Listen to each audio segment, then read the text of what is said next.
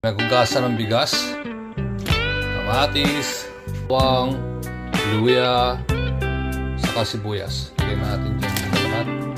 Halo-haloin natin.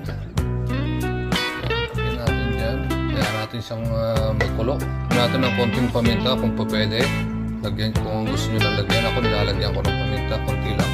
Ulit, lagyan natin bagong. Asin. Yan. Lagyan natin ng konti. Yan.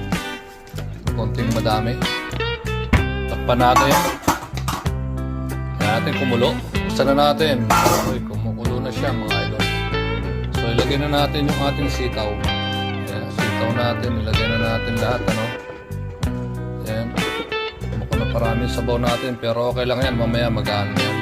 Kukulaw na siya mga idol. No? Isunod na rin natin yung ano natin.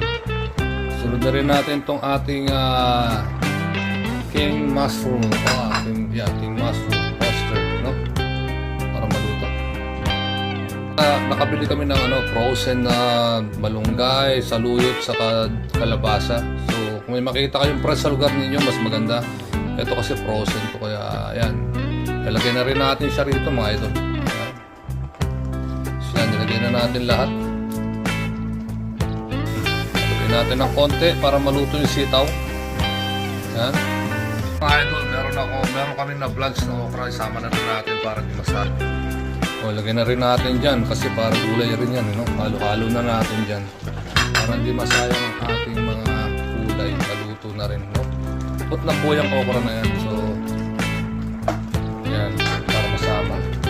At siyempre, ilagay na rin natin itong pinakahuli, no? Ayan. So, ayan na po, yan ang pinakakuan dyan, importante. Alright mga idol, malapit na maluto yan. Takpan na lang natin ulit. Natin mga idol, kumpanya na.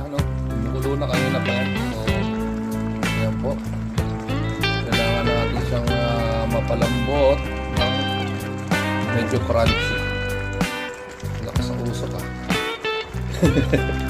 Lakas ang usok mga idol. Ayan po. At papatayin na natin siya. Pwede na po yan. At malambot na po sitaw yan sigurado. Enjoy! Salamat sa panonood nyo.